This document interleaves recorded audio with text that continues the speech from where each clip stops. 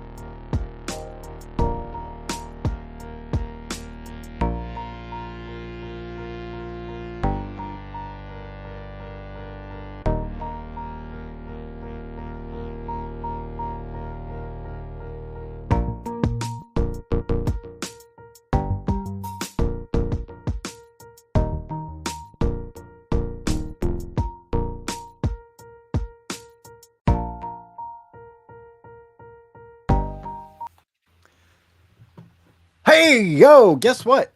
Episode 82 of Lights Thunder Action is here. We review Moon Knight, episode 3, give our bold predictions for episode 4, have an official mid-season review. We're going to discuss the news, and TCR is going to harass JRB into seeing everything everywhere all at once. Also, we are still on Thor trailer watch. It continues 81 days until July 8th, 2022. JRB? What? Whoa. We have the trailer. We do. We have it. It's gone live. I can't believe you've seen this. You Finally! After the jump. Welcome to LTA with TCR and JRB. This is where the fun begins. You're just not thinking fourth dimensional. Slowness. Peter 03. Num num. I'm vengeance. What? Did we just become best friends? Yup! I love you guys. Hold on to your butts. If we find out you have personalized license plates, you die. Dude, I almost had you. To that I say, all right.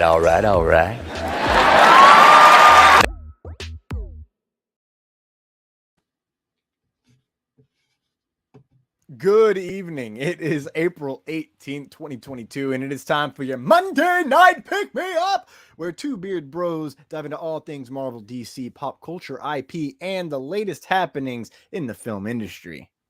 Yes, and we have quite the show to offer today.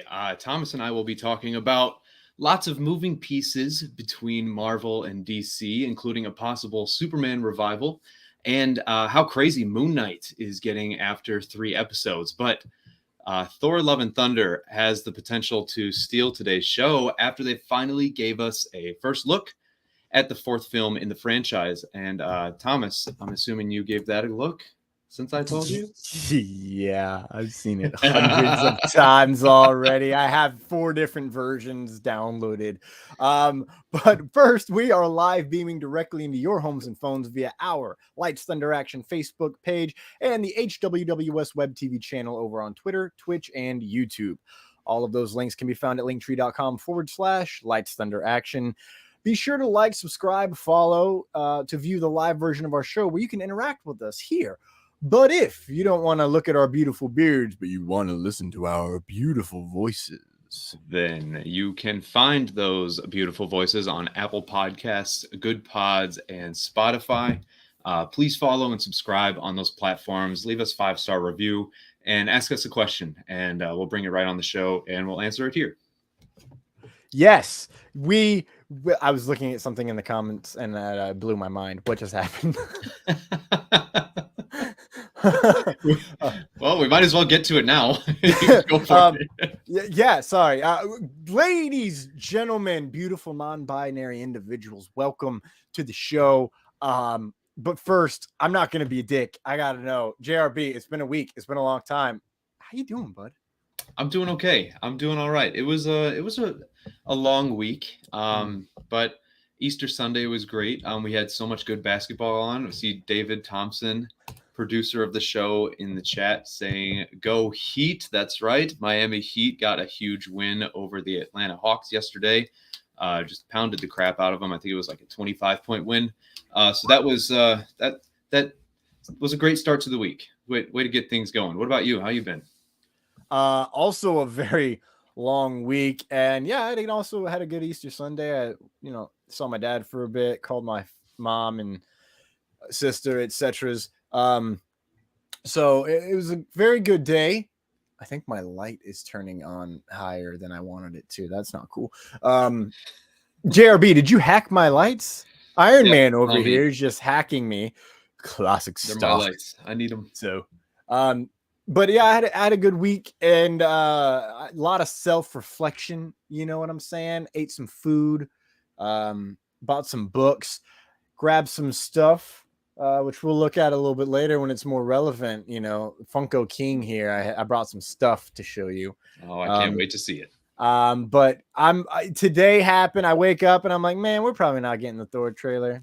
Whatever, that's okay. I don't care. I'm gonna live life. I'm gonna go to work. Things are gonna be good. And then around 9:05, give or take, maybe 9:30, when I looked at my phone, I see a red alarm from JRB, and I go, "Oh my god, it's time, isn't it?" Flip open Marvel Studios Twitter, and I look at my roommate because we work together. I go, "Holy fuck! Holy fuck!" He's like, "What?" I was like, "Oh, trailer has arrived!" Just start And then, levitating. Just I paced floating real up. fast. Oh, dude, I was like, "Raw!" Stood on a rock, dropped my cloak, and was just like, "Peace be unto you." Love it. I think I just pissed off like 5 religions at once, but or mythologies. I literally paced for like 5 minutes, and I was like, "Okay, work first, watch it when I have a chance." David Thompson, producer of the show, asked for he's like, "I want to know what your first reaction is. Like, can you record this and like give us an actual reaction?" I'm like, "Yeah, sure, I'll do it." But I knew I wouldn't be able to wait till I got home, so I did it at work. Don't tell my boss or dad. I said that in the video. It dropped. I didn't have a lot of thoughts when it first came out, other than holy shit, holy shit, holy shit, it's real. Oh my god, it's the most beautiful thing. It's gonna be the sexiest movie of all time. And then I watched it 100,000 more times, it feels like. And now I have an idea of what the plot might be.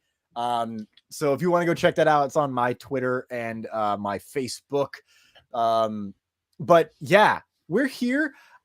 We used to have fun. We used to be able to have fun and watch the trailers here. But there's a bit of history of us getting in trouble and getting kicked off of YouTube.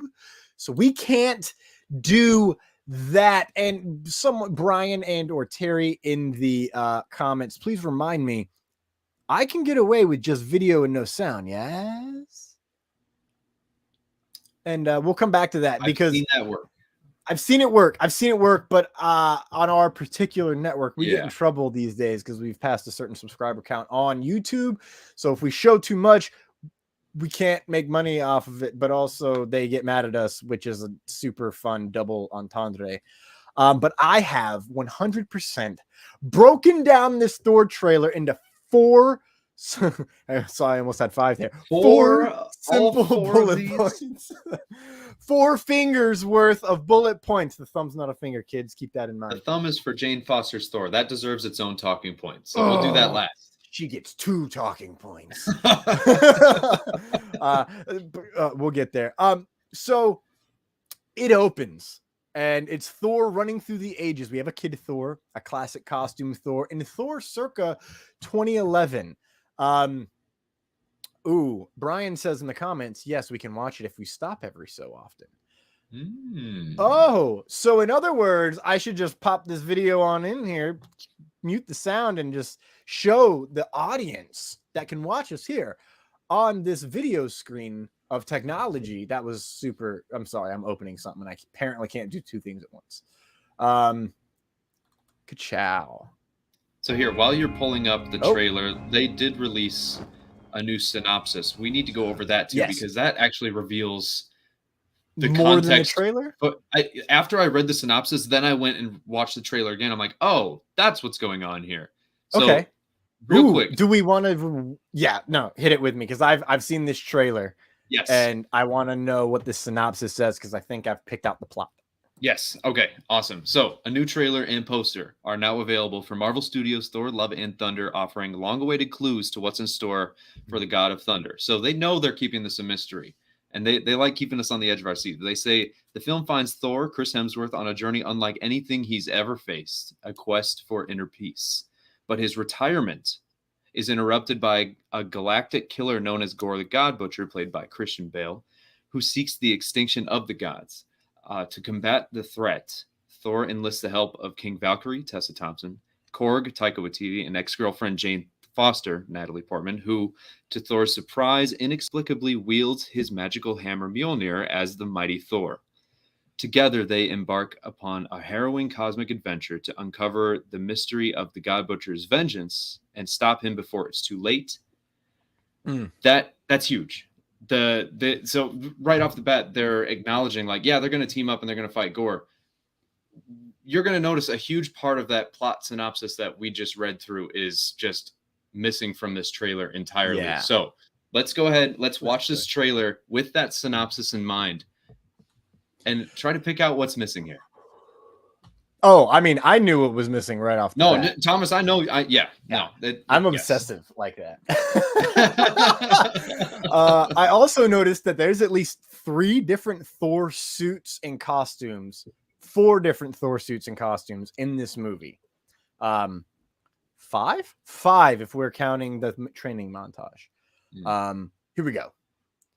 No sound, ladies and gentlemen. So we've got a young Thor running, classic costume Thor, which apparently I can't pause. Like, what is happening? I've never played into this section here. Let's go back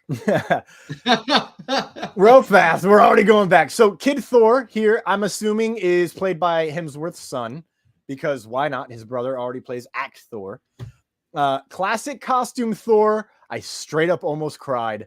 100%. It was, yes. But then we get Thor from 2011 in his first ever costume that we see, complete with that weird red hand thing that is only there for part of the movie. And then it cuts to Thor walking in what is possibly my favorite comic Thor costume of all time.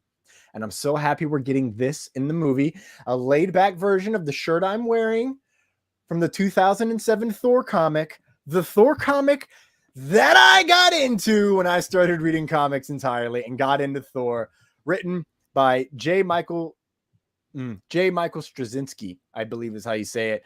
Huge fan of that arc. Brought Thor quite literally back to life from the dead after Ragnarok. Which I find it interesting that this is probably the costume that brings him back to fighting after, Ragnarok, if you will. Let's go ahead and hit play. He's walking through fire. The volume is beautifully at work here. He's got some classic Viking stuff on top. Here in this section, Thor is saying, "These hands were once used for battle. Now they're tools for peace. I need to find out exactly who I am." In there, he is planting. He is shown hanging out, planting Stormbreaker next to a peaceful tree in his in-game costume. It cuts, seemed to be a time jump. 2 suns. He's sitting there in his robes, hanging out in his bathrobes. Opens his eyes and boom! Cue "Sweet Child of Mine" by Guns N' Roses. And did I start crying? Not yet. We get a training montage here of Thor. I've seen some other workout costumes that Thor has. I've made a few. It's going to be fun. Here, the hat he's wearing just says the Earth's Mightiest Heroes or whatever, Avengers. But he has written strongest over the top. So it says the strongest Avenger. As he gets in shape. I'm glad I paused it here, JRB. Would you like to know why? Because he's doing rope training here. My technology is freezing. What is happening here? Is my mouse dead? Bummer. That's great. He is training with ropes, doing battle ropes on chains in what looks to be either a celestial or I don't know, man. That kind of does look like a dead Watcher, does it not? That's a good theory. He would be huge if he was a Watcher. The only thing I was picturing was one of those huge beasts from Jotunheim, but like that's the only thing that could kind of measure up in like the size of it. I have no idea what that is. I think a frost giant would be way too small compared to this thing. No, the big beast thing that came up out of the ground. Whatever that thing was. That is a throwback. Yeah. Yeah, but like the setting is totally off. Like Jotunheim would have to be totally melted. His head is really elongated. It looks like he's wearing robes or cloth similar. And all I'm going to say is in the one true timeline, Kang would have killed a Watcher and chained him up. So, yeah. Kang is all over this trailer and nobody seems to recognize it other than me. I'm kidding, kids. Am I? I don't know. You got me there. I was like, what? we see Brian in the comments saying that Kang and Gore, God Butcher, it's all connected. Yeah, we're going to hop into that a little further in a moment here. We have some thoughts on Moon Knight. Oh, yeah. But I think this could be a Watcher. which means if the Watcher of this universe is dead, who's watching them? Intriguing. Maybe that's how we've gotten away with so much recently. Oh, Perhaps yeah, the exactly. snap. Thor drops his cloak. Obviously, the Guardians are, he's going to looks like he's going to try and talk them into a peaceful situation. And then now he's in his in-game costume next. Guardians are running in. He's walking away from the battle, doesn't care. I'm thinking that this and the previous thing might be at the beginning. It might not. I genuinely do think that the opening in this movie is Thor kind of recapping some time, complete with the training montage, and then he's trying to settle agreements by being peaceful, right? But then they go into having to fight, and he just dips out because he's not about life anymore. He's done with it. And then later on, he meets up with the Guardians again because obviously he needs some help. But we'll see. I'm not going to get too far ahead of myself. He says his superhero days are behind him. There's a shot of Korg and Thor with what looks to be on Sakaar, kind of to me. First off, shout out Korg's Argyle pants. Okay, like that is beautiful, amazing. I need a pair. It's in my color palette, which is beautiful. And there's a big giant space over there next to Thor, man. Yeah, huge space. There's definitely something missing there. Someone's missing. Whether maybe it's even Beta multiple Ray, people. Beta Ray Bill. Love that. Hercules. Are we really going to go all the way to Olympus and not pick up a friend along the way? Everywhere Thor goes, he makes friends. Yeah. Oh, well, maybe they'll be friends. Maybe they'll get hammered and fight. Who the hell? But let's be real. Let's not act like we've never gotten hammered and fought our friends for fun. So that sounded way more aggressive than I meant, but it was definitely MMA training going on. Then we get the goats. We get our first look at what I'm going to call Mount Olympus. I thought this was Gore flying in here. I do believe later on we see that it is actually the lightning from Zeus. Now I got to pause here, ladies and gentle folk, humans, droids, dogs, Wookiees. This is a pirate ship. I don't know how this ties into the movie, but all I can think is that we might be getting a musical sequence. This feels like a musical. It did seem very theatrical. You're right. The way that they pull each other in, it seems choreographed. Yeah. Yeah. You know, and very dramatic, very 80s-esque. I mean, I know they're really leaning into the 80s vibe here, but like that, you're right. That sticks out as something that's like very overdone. Very over. Yeah. And Thor, Taika has made a show called it'll hit me in a second. Our Flag Means Death.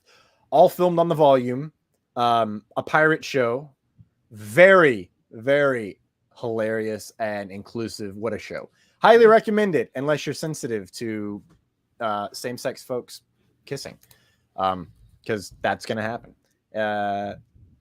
But not every god has a plan, as we have found out in this.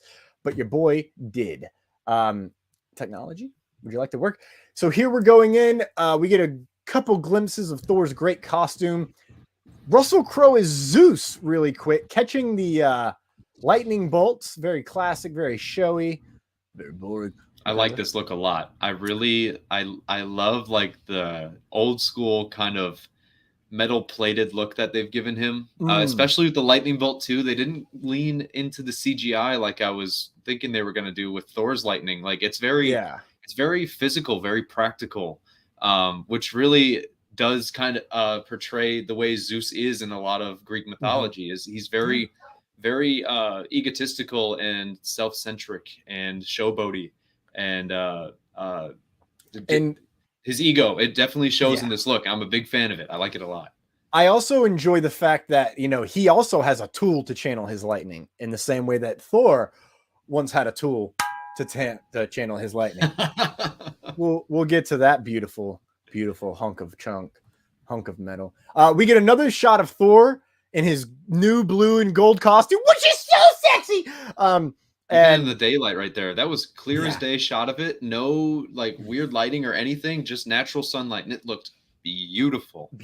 I cannot wait. I needed someone to make a GIF. That's right, I said it with a soft G of Thor and Korg high-fiving there, because that is just amazing.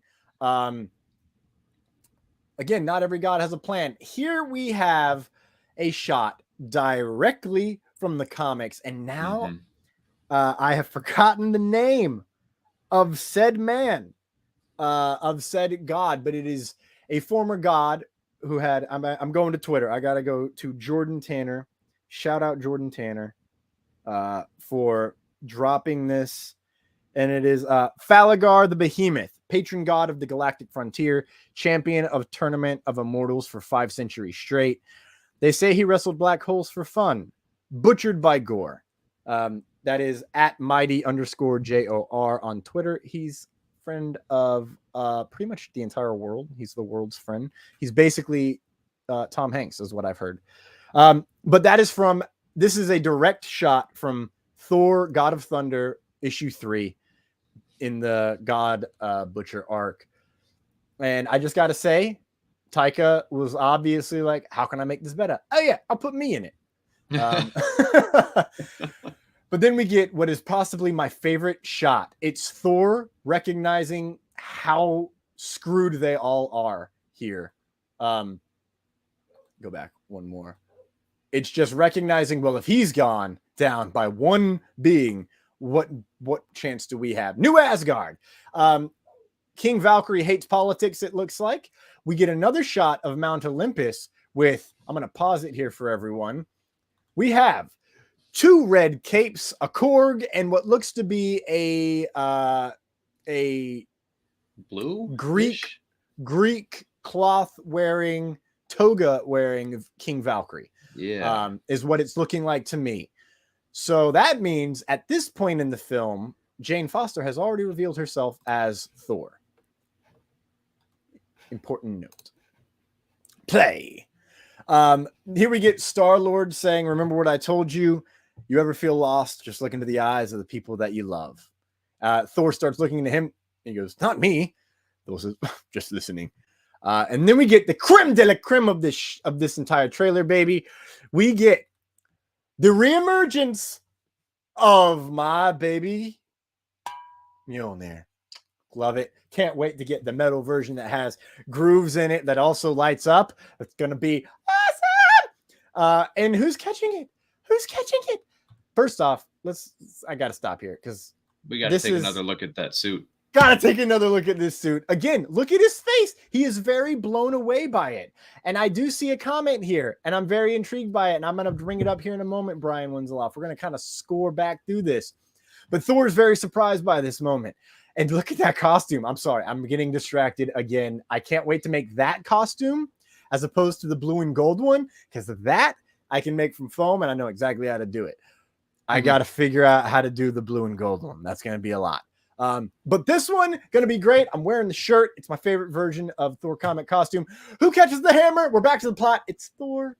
It's the mighty Thor, Jane Foster, played by none other than Natalie frackin' Portman. The queen has, listen, the day after Easter, all I wanted to say, but I tried not to, she has risen. Dude, look at her shoulders. Holy She's cow. so jacked. She's ginormous. We saw the photos of her on set and she looked huge. Her arms are ginormous. She really got into such a amazing shape for this movie. This is going to be wild to see her in this role. Come on, pause. There we go. I concur. I'm so excited. We have the helmet on her. Which is amazing. I mean, that does mean we're getting Thor having a helmet, which used to make me super upset he didn't wear a helmet. And I've gotten so used to it that now, as a cosplayer, I'm like, now I have to get a helmet that actually fits my head properly, which is going to be a real pain in the arse, considering my head is covered by a lot of hair to hide the misshapen identity that I am the Watcher.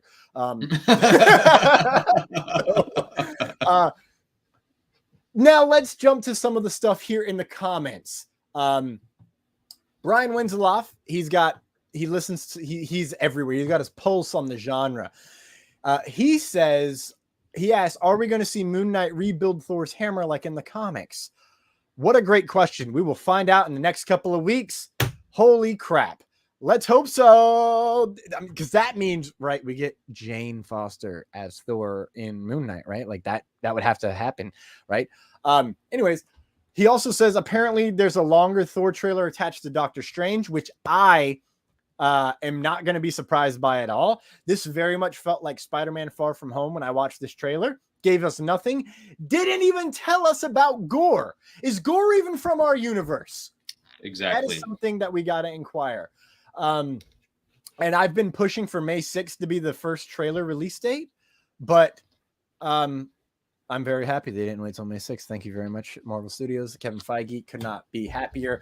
He also inquires, are we going to see Gore slaughter Zeus? I'm going to be pissed if we don't see him slaughter somebody. And I think we definitely will. Yeah, JRB, let me ask you. I think that's the whole reason he's in this, is so we would have a god we're familiar with, that we know the power level of, that we get the significance of. And wow, so he's just cannon fodder to you.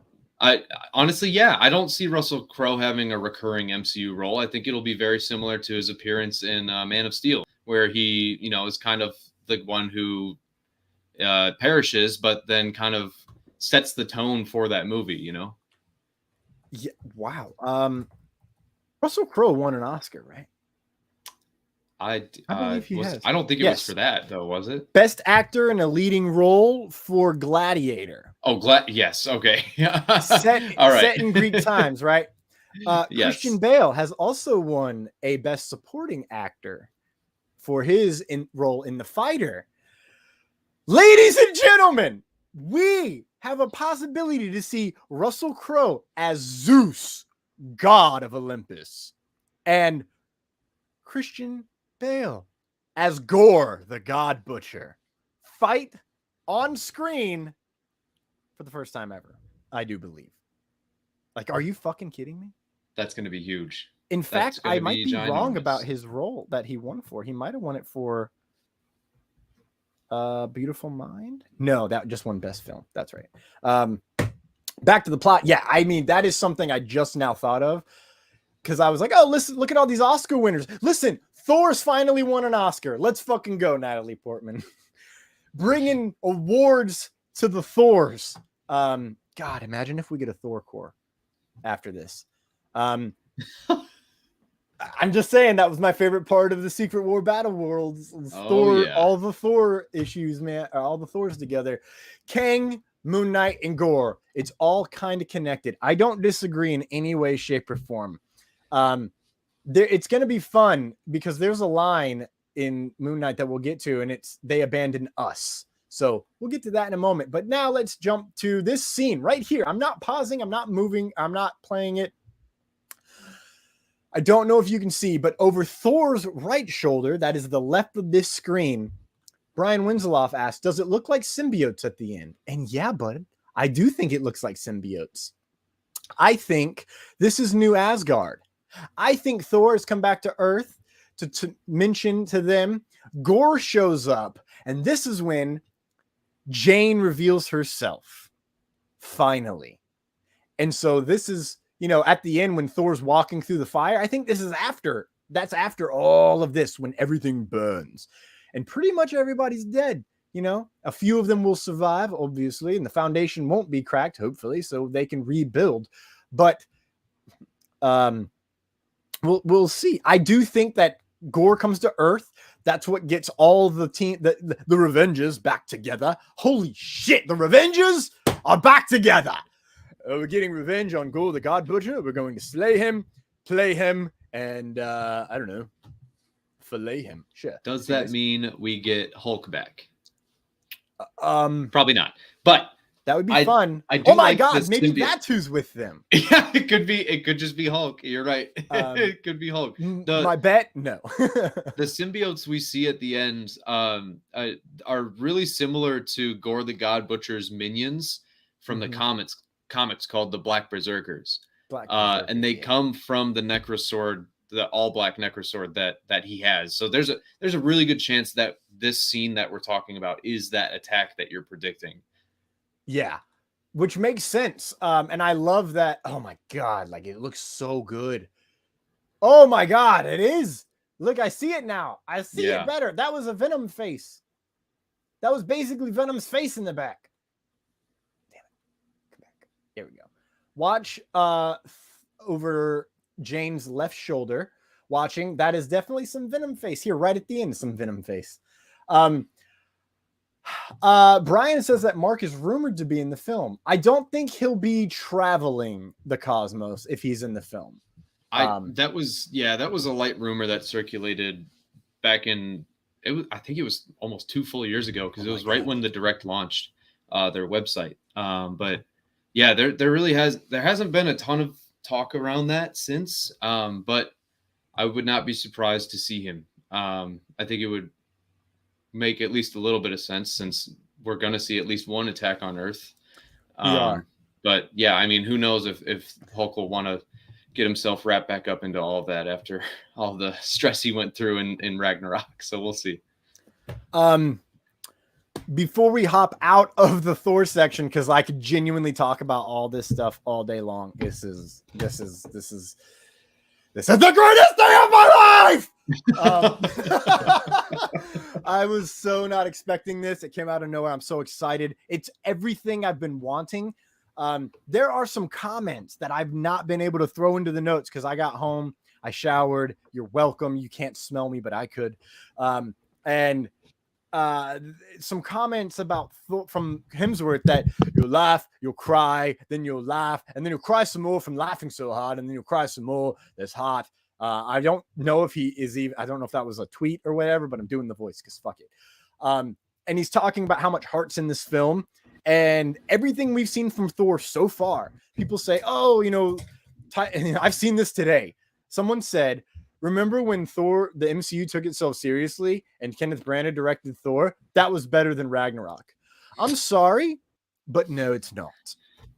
In fact, Ragnarok retroactively makes Thor the Dark World and Thor infinitely better.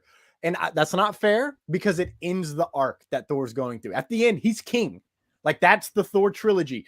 I've got to be like, I don't want to be king. I don't want to be king. Everyone's going, I must be king. Right?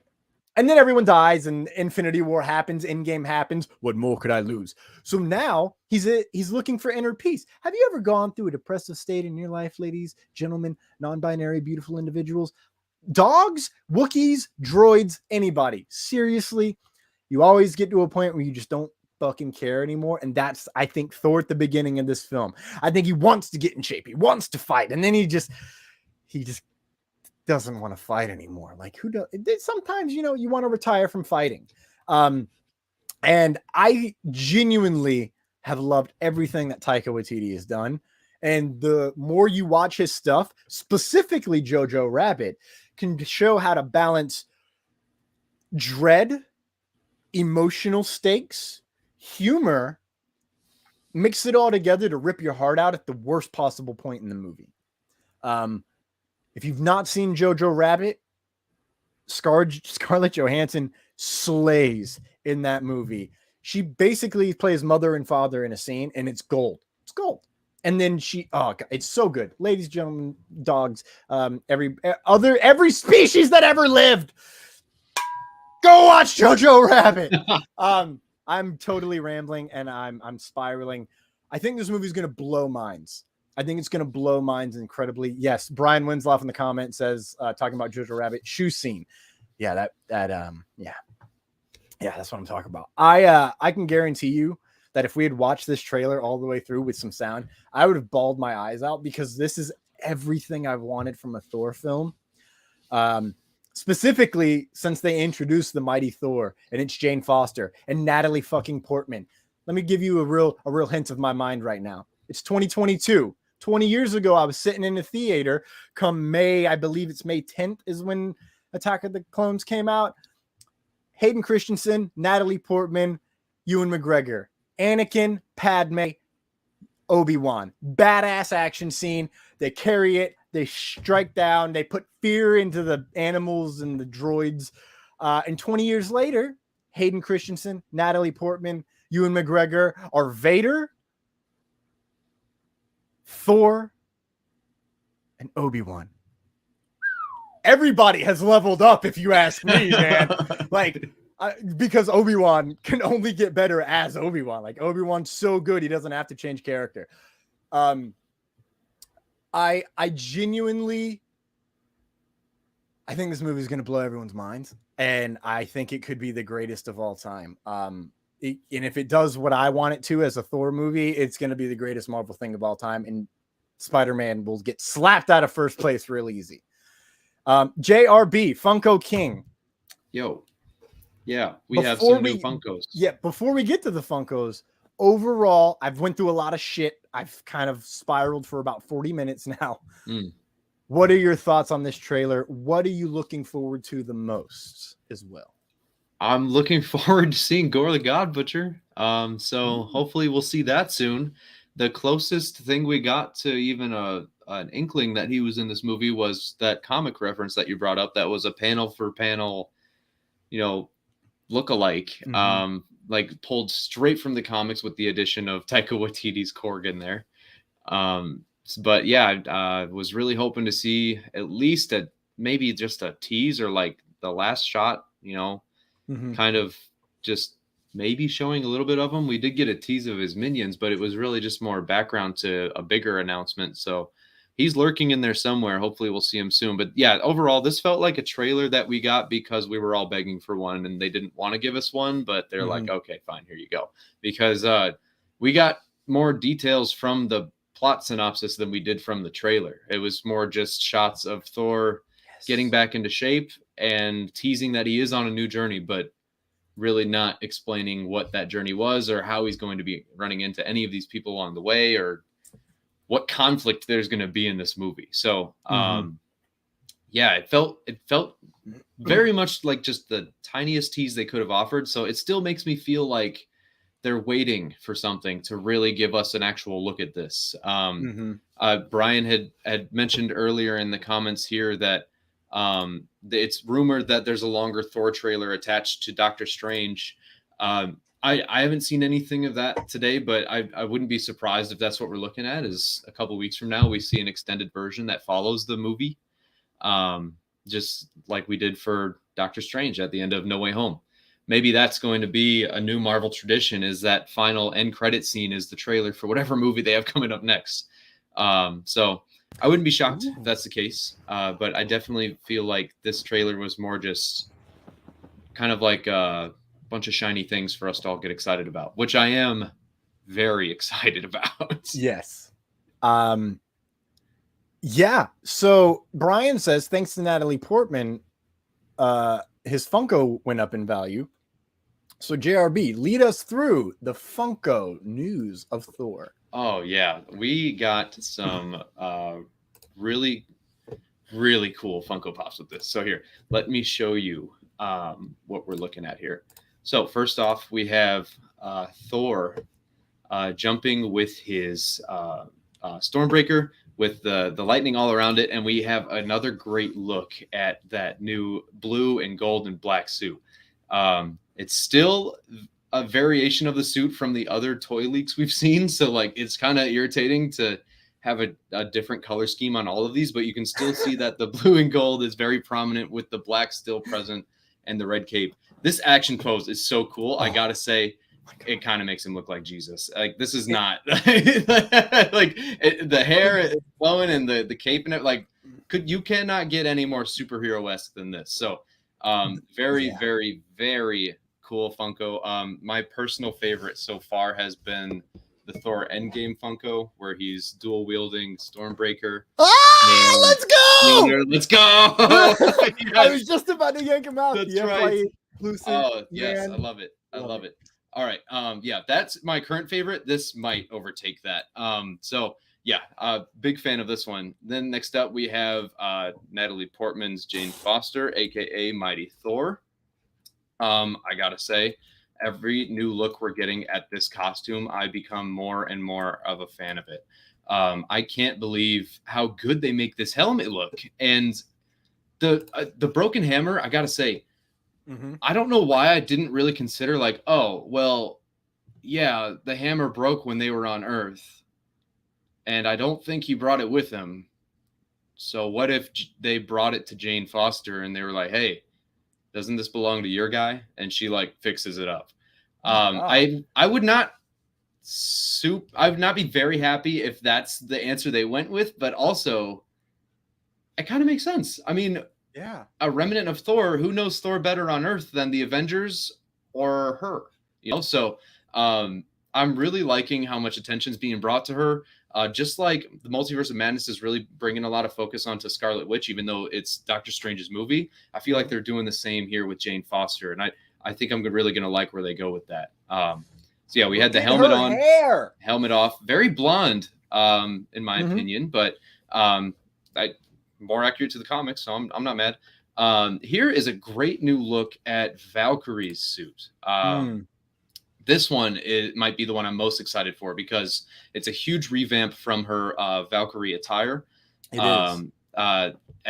And we see a lot more blue incorporated even into her hair. And this is probably that blue cloak that we saw in that shot of Olympus that you were showing where they were all walking along that bridge. She might have been that blue that we saw there. But she still got the dagger from her Valkyrie days. But yeah, this one was labeled King Valkyrie. So we'll be seeing King Valkyrie in action. This is the craziest one, in my opinion. This is, oh my God, Gore the God Butcher. Let's go. I can't believe that this was revealed and yet he wasn't shown in the trailer. When we got the first look at him, it looked like the marks on his face were like scars or imperfections. This looks like it's lifted almost. His skin looks even weirder. But what's even more interesting is that the black tendrils that are surrounding him, that is crazy. Because that has huge implications that he's going to be wielding a version of a symbiote. And if that comes from his sword, the Necrosword, then we might be finally seeing symbiotes further explored in the MCU past that little tease that we got in No Way Home's post-credit scene. So this could be how symbiotes are explained to MCU fans so that it makes more sense when it pops up later on, like we saw in No Way Home. Why does Gore come to Earth? To get his symbiote. So you think Eddie Brock dropping the symbiote in Mexico is what makes... Oh, wow, you're right, because of the hive mind. Yeah, it calls him. It calls him in. It calls him. You're right. Oh, my gosh. I've been thinking about that since then. I was like, is that why Gore comes to Earth? And I was like, I'll wait for the trailer to see. And it really does feel like that would be the reason. And then not only would he have the symbiote there,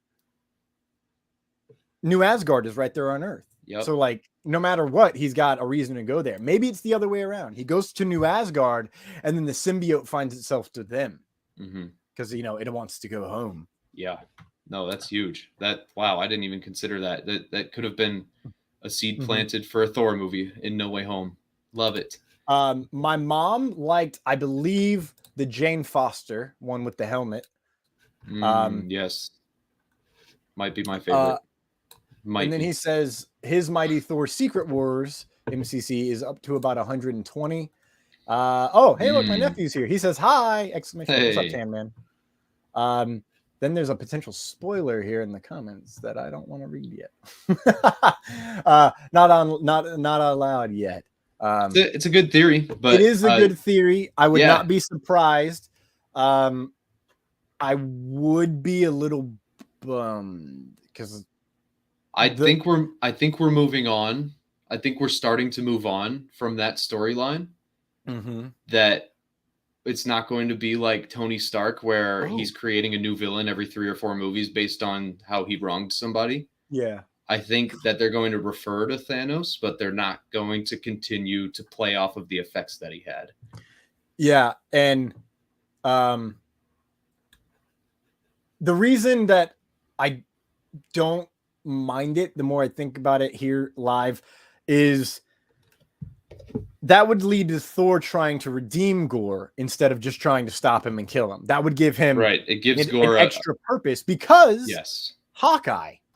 Right. And it wouldn't explain exactly. And it wouldn't explain why Gore is killing everyone else. Because if he's truly the one that slayed that huge beast that we saw a shot of, what did he have to do with it? Well, he's a god. That's true. He is a god, but how is he related to Thanos? Well, Thanos is he did godlike things and has like godlike power. And there's something in the comics. Something was happening. I don't think it was tied to Thanos, but Gore was pissed that the gods didn't come help and save his family. Yeah. Yeah. So then he goes on. That's what starts his killing spree. So that's what I'm hoping, is that no matter what it is, it's still tied to that, vengeance. But we'll see what happens. We'll see how it shakes out. Because that's what made me like Gore. I'm like, I can connect with gods not helping, I suppose. We've all failed at times. And if you want to put blame somewhere and there's no one to blame, of course you'd go to the gods. And if you have a necro sword, you can kill everyone. So why not go crazy? Go back to Gore really quick. This visual and seeing how it's swirling and creating a tendril. Mm-hmm. I don't think that's his final form. I agree. I 100% agree. Now that we know we have this, that he can wield pretty much at will, I think this is going to be why we've only seen him in like the all white, because he's going to have some sort of protection, or it's going to be, this is what we were talking about, how like we only saw like the Spider-Man like homemade suit version of Gore the God Butcher, and there's going to be a lot more that we see throughout the movie. So we just saw another new look of another 2 or 3 new looks for Thor in this trailer. So other characters are probably going to have them too. Yeah. And it feels like everyone's going to evolve here. I'm excited to see if Gore gets injured by Thor or something, and that makes him retreat and go elsewhere, which would then build extra tension for them when they reach the climax. But if he gets injured, that's where I think the symbiote heals him by morphing his vibe. Yeah, I'm so interested to see how Olympus comes into this, because it seems like they play such a small role in it, but also like, what's the importance of it? Is it just going to be for backstory purposes, or I have no idea. Is there any other of these pops? Yes. Yeah, there's a couple more quick ones. Korg in those super awesome pants. Oh, I need that. The Ram belt. So yeah, I need him to go with my video game in-game Pineapple Thor. Nice. Yes. Yeah. That's the thing, is they basically reused the other Thor, or I'm sorry, other Korg. Korg. Excuse me, yeah, Korg molds for Funko, but that's fine. Then, because that's a pretty unique one. But then we have Meek in a dress, seemingly working for King Valkyrie, as she was shown in similar attire in that trailer. So I forgot to point that out. Yeah, so the Korg is off with Thor doing his thing, and Meek stayed behind to assist King Valkyrie. So that was pretty cool. But yeah, then we have this last one here. Oh my God! Oh yeah, this is the big boy. Oh! Yeah, that thing is huge. But yeah, so we have the goats. The names I'm not gonna try to pronounce, but we have. Show them to me. I got you. Here you go. Oh, right. They have English names: Tooth Gnasher and Tooth Grinder. Yeah. Yes. English leading them. I think I've only seen like the mythological ones. So yeah. So but yeah. So Tooth Gnasher and Tooth Grinder. One of them looks extra derpy, like Chet from the Santa Claus too. But or Sven from Frozen. Sven, yes. Or Riley, a dog I know, a real life animal that 100% is that vibe. I wonder if Riley is listening to us right now. Probably not. His family doesn't want to listen to me talk about nerd stuff. Really quick, that's going to replace this Thor versus Thanos as my favorite big pop that I got. That's huge. Yep, I love that one too. Yeah, I brought all the goodies. I brought all the goodies. I got them yesterday. I was like, I just can't wait to be like Thor Love and Thunder vibe starting now. We're getting ready. We're putting all the Thor stuff in the room. Yes. The force is strong, ladies and gents. I love this. All right, that's awesome. Yeah, that should wrap up all of the different Funkos.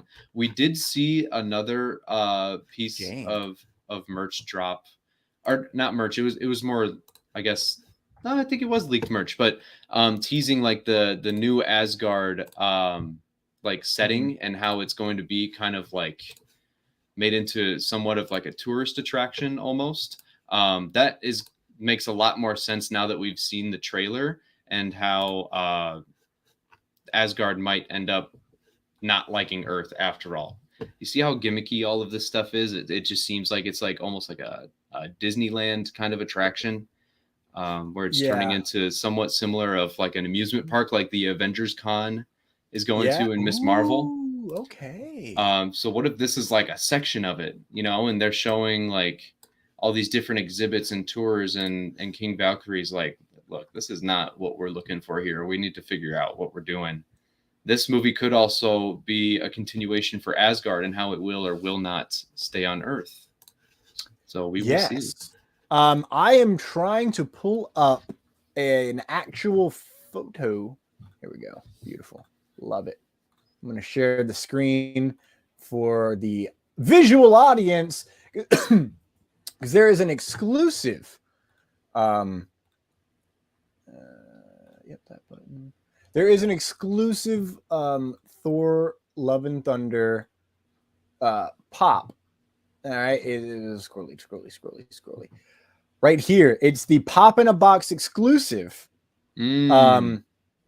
which has the action pose of Jane Foster that glows in the dark. It is the only one with her in that pose, which makes me upset because that is obviously the one I want. Whether it glows in the dark or not, I don't care, but I want those two Thors side by side. Like I'm ready for it.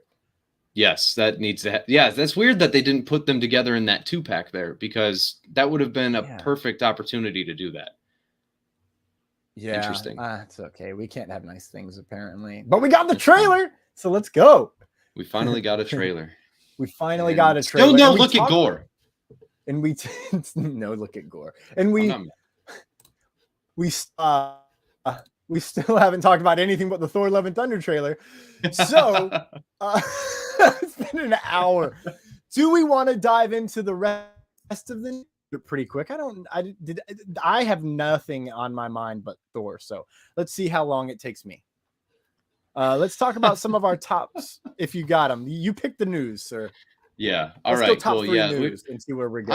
I'm excited to talk about Moon Knight. Yeah. So there's a couple talking points I want to bring up, but nothing crazy. The main piece of news that really caught my attention this week is that Guardians of the Galaxy 3 is actually partly to blame for the continuous delays of the Black Adam movie. This was super interesting. So John Campea revealed on his show that Dwayne Johnson's Black Adam got delayed into October from its original July 29th release date because Guardians of the Galaxy 3 was using almost every soundstage at the Trilla Studios in Atlanta, Georgia, where Black Adam had its production and its reshoots.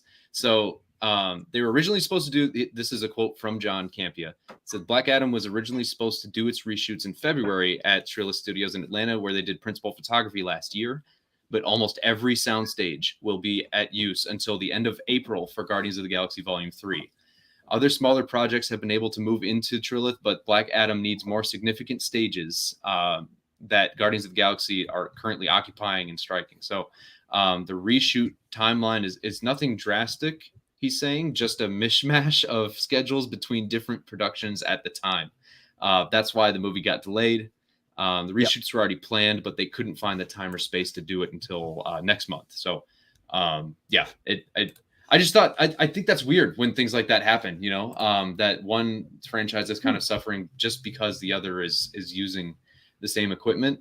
Thomas, do you think that this causes like a conflict of interest that's worth, you know, causing any drama over? Or do you think it's simply just scheduling conflicts that don't mean anything? Scheduling conflicts that don't mean anything. It genuinely happens all the time.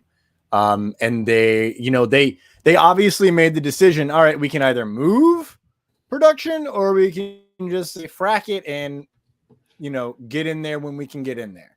More often than not, I think the most practical way is just get in there when you can get in there. Right. I agree. Okay. So, well, yeah. Good to know. I was wondering. It is strange, right? It's not bad news. Like, it's genuinely the best news possible. It's like, hey, 2 movies that you're going to probably enjoy using the same studio. So, boom, go to Trillith. Yeah, exactly. All right, cool. Glad we're on the same page there. So, next up, we've got these rumblings of Superman having some sort of revival at Warner Bros. After Discovery bought out Warner Media. So according to a report by Variety, the CEO of Discovery, David Zaslav, he feels that the current state of the live-action DC Comics project is lacking coherent creative and brand strategy. Yeah, no shit. Even though that there was an undeniable success with the films like Aquaman and The Batman, their most recent release, he did point out that Superman is one of the many, top shelf characters that were kind of left to languish and needs to be revitalized. Something all of us can agree with. I'm sure Henry Cavill can agree with. He did continue to advocate for like the lesser known characters and referenced like the Joker and Birds of Prey as movies that like were kind of spearheaded properly and showed that they can launch other characters into the spotlight and be entertaining. But he was also saying we need more Superman. So I'm always down for more Superman. I would really like to see Henry Cavill return. If they were to revive the classic Superman that we all know and love, Thomas, what would you want to see them do with him at this point? Make him good. I mean, like, David better have logged off by now, man. Those are fighting words. one of my best friends, Adamir Zeri, he's a huge Superman fan. Like, that's genuinely his favorite character. Whereas, David's is Spider-Man. He just happens to look like Clark Kent. But he loves everything about Superman and Krypton and all that lore in the same way that I love Thor. And we go back and forth over who would win in a fight. And he's like, oh, without his hammer, he's nothing. And I was like, oh, that's what you think. But at the end of the day, Christopher Reeves, instantaneous. Yes, he's the perfect Superman. The way he utilized physical posture to change his character, we'll get to that later in Moon Knight as well, was brilliant. It made sense. You don't really see that from Henry Cavill, but having put on glasses and walked around people I knew and they didn't recognize me, I now understand the glasses gimmick. So I'm way less like worried about it. And currently, sir, my favorite Superman of recent is definitely from Superman and Lois. Tyler Hoechlin, I think is how you say it. He literally is what Superman should be. Yes. He is the everyman who just so happens to be Superman. And yes. Thank you. It's very well done. And although Henry Cavill does play the great like symbol of justice and has that tough guy approach, and he's an awesome iteration of the character. If you want like most true to its roots Superman, the iteration is Superman and Lois. It also the costume adaptations, far and wide the best superhero like comic adaptation for a suit on the DC side of things. It's so well done. It's simple, straight to the point, and it's beautiful. But yeah, more Superman, we need it. Their redesign is that they did from his original suit is what an amazing choice. Yes. I liked his first one. I was like, it makes him look kind of dorky. Okay, like I get the Clark Kent vibe. And then they made it black and silver, and I went, okay, that's pretty cool. Then they gave him this new suit, and I'm like, now that's Superman. Like, and not only that, but in the first episode, we get the original Superman suit, and he's there jacked as hell. Right. Oh, right. Man. Also, shout out Brandon Routh playing Kingdom Come Superman in Crisis on Infinite Earths. Crisis on Infinite Earths. That, honestly, you know what? There it is, JRB. Final answer. I want that to be the Superman that I see going forward. I want Brandon Routh to come back as Kingdom Come Superman and get more time. Put him with Michael Keaton's Batman. I do like that. Michael Keaton's Batman needs a Superman to play off of if they're really going to bring him back into the fold. And that would be a great way to do it. But in other news, specifically for Batman and also Marvel's Eternals, Barry Keoghan, is that how you say it? I feel like I always pronounce it wrong. Keoghan. Yeah, I'm going to say Keegan. Yeah. I got some Irish friends. Apparently, he was arrested for a public order incident. This comes to us from the Independent over in Ireland. Apparently, there was a call made where he was arrested in Dublin the morning of Sunday, April 10th, due to complaints from a resident about a man outside their window. When authorities arrived, they found the 29-year-old actor intoxicated. They arrested him. They released a statement that said he was arrested for a public order incident at approximately 6:45 in the morning. He was later released without charge and issued with an FCN, which is a fixed charge notice. But they witnesses claimed that authorities responded just to reports of an intoxicated man. But they also said that Keegan wasn't threatening during any part of that. And then another source, I guess, added that the incident is now finalized and resolved. So although this seems to have gone over much better than what we're seeing with Ezra Miller and his continued issues with threatening people and harming people, I don't want to say it. Barry just got carried away with too good of a good time. You know, this still was irresponsible. And if he made someone call the police, then clearly they were uncomfortable, and that's not okay. I don't like the precedents that's being set here. You know, these stars are getting in trouble with the law, and then they're just like, yeah, but it's fine. It's over with. Like, okay, yeah, let's make sure he's not going to do it again, though, you know, because he's taking on a major role in several franchises at this point. Yeah, I don't know. What are your first thoughts that come to mind on this? When I read it, I was literally, Barry Keoghan was arrested for being intoxicated in public. My first thought, yeah, he's fucking Irish. What do you expect? Like, not the stereotype, but Terry McIver here in the comments, if he's still awake, I'd like to hear his ideas on this Keoghan news. But I don't think I think this, he was drunk in public. I think of Ron White. Well, I was drunk in a bar before you threw me out, right? Like, that's my Southern past right there coming out. But I find this to be no big deal. He got drunk. He sounds like he was just like, oh, I'm so sorry. I didn't mean to scare anybody. You know, my bad. Yes, sir. Just take me. Whatever you got to do. I need to sober up. I feel like that's what he would be like. Like that really cool side of the Joker we saw and how he sounded, that'd be him. And he would never go insane because he seems to be like a nice guy. Let's hope so. Ladies and gentlemen, Kleinfeld hanging out here with us. Hey, buddy. I can't wait to talk to you on Thor's Day. Yeah, I went there. What's up, Klein? About Star Wars and, of course, how Thor now has twin suns and a binary sunset theme is obviously expected in Thor. Michael Giacchino, we did not mention this, is making the score of this movie. And let's be real, he just came off of Spider-Man No Way Home and the Batman. And I'm gonna be honest, like, yeah, you couldn't get me more hype for a score than Michael Giacchino doing Thor 4. God, yeah, that paired up with Taika Waititi's choice in music. Chef's kiss. It's gonna be amazing. Kiss. Gonna be beautiful. We are going to take a break.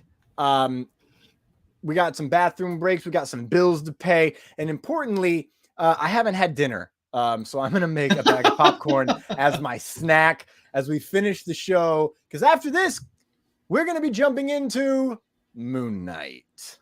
We'll be right back.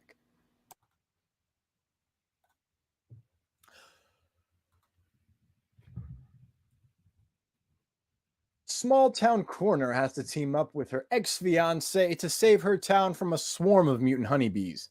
There's action, drama, humor, maybe even a flamethrower or two. There's definitely a ton of bad bee puns and a very unlikely Hawaiian-wearing hero.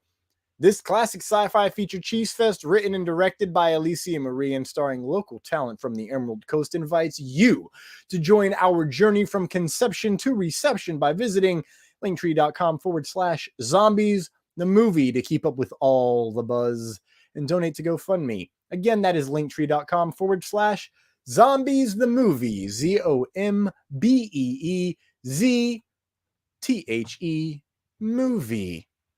Ka-chow. We are a touring acoustic duo crashing kitchens around the country. We go from house to house every Friday night and we create music, we create food, a good time, we stream it live, and we do it for free. So now we're just really kind of like trying to develop it and build a community group that people believe in, then they'll help us. So we played from our rehearsal room. We played from the bathroom. Thankfully, that didn't catch on. I probably played guitar in my room, not for anyone, in front of anyone, nobody heard, for probably about 10 years. And then one Friday night, we played from the kitchen. It's the main place people want to be. It's where the food is, it's where the drink is, it's where the best lighting is. You can go to any party and I guarantee you, the kitchen is going to be popping. Our ultimate goal, I think, would be to crash kitchens every Friday all around the world.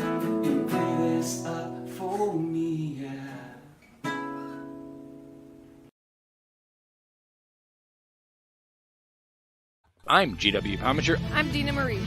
I'm Sage Ia. I'm Thomas Carter Rochester. Hey, I'm David Thompson. Hi, I'm Kevin. And I'm Mia. Hi, I'm Mark. Hey there, this is Dave Adams. Hi, I'm Rosemary Rose. Jerome Conner here. Hey guys, it's Josh Bauer. It's Willow Schuyler. I'm Cosplay Michael. Abba. It's your boy Country. I'm Ryan Permison. And I'd like to ask you guys, please subscribe. Please subscribe. Please subscribe. Please subscribe. Please subscribe. Please subscribe. Please subscribe. Subscribe. Please subscribe to HWWS WebTV. Great bunch of people. And don't forget to smash the bell. Ring that bell. Smash that bell. Hit that bell. Hit the bell to be notified. Hit the bell to get notified of new shows and videos. You're going to want to do that, so do that soon. So we can cross that 20,000 mark. And get us to 100,000 subscribers. To 1 million and 10 million and 100 million. On HWWS WebTV. You really like it. I guarantee it. Thank you.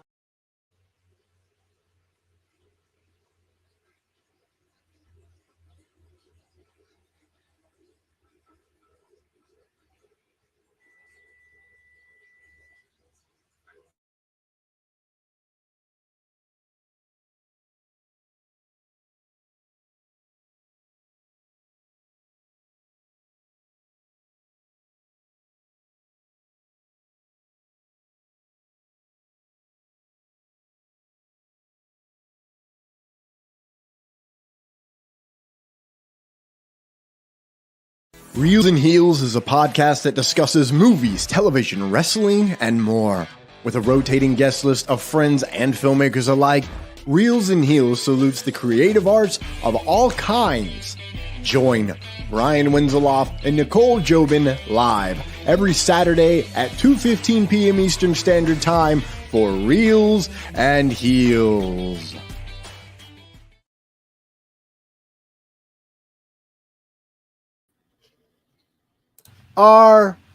And we are back. Apparently my mic was muted. That's hilarious. We're back and we're talking Moon Knight. We are halfway through Moon Knight. We were talking about some gods earlier, right? And when we were talking about gods, friend of the show, Brian Wenzeloff, a host of Reels and Heels, was here with us along the way. And he mentioned some good stuff about Moon Knight. We'll get to it when it ties in.